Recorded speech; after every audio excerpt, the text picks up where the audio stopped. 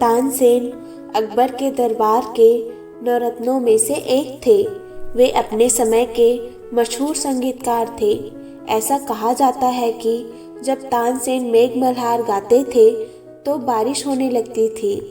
इसी तरह जब उन्होंने दीपक राग गाया तो धरती के दीपक अपने आप ही जल उठे। एक दिन अकबर ने तानसेन से कहा, मैं तो उस संगीतकार का संगीत सुनना चाहता हूँ जिसने तुम्हें संगीत सिखाया है। इस पर तानसेन ने कहा, महाराज, मेरे गुरु तो स्वामी हरिदास हैं।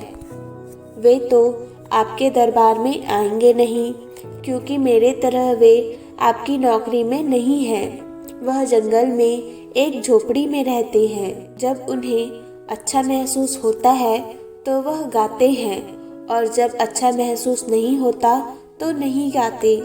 बादशाह अकबर ने कहा कि अगर वे यहाँ नहीं आ सकते तो हम उनकी झलक देखना चाहेंगे।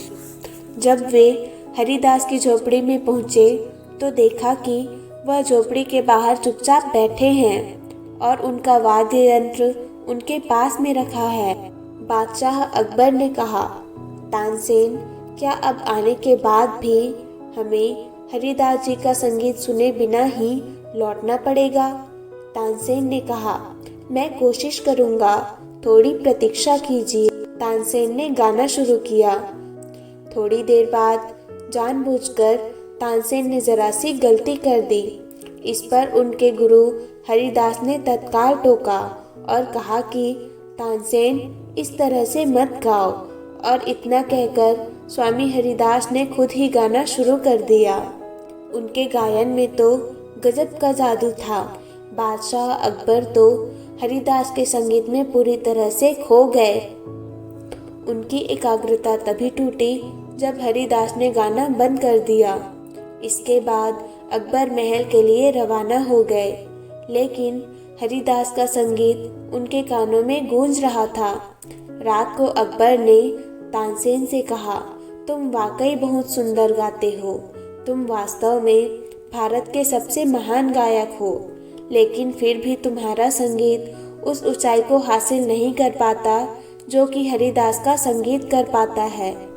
तानसेन ने हाथ जोड़कर कहा, महाराज, गुरु हरिदास जी और मेरे बीच एक बहुत बड़ा सा फर्क है कि मैं अपने राजा के लिए गाता हूँ, जबकि गुरु हरिदास जी तो केवल ईश्वर के लिए गाते हैं। वे दरबार के एक संगीतकार से तो बहुत बड़े और आगे हैं।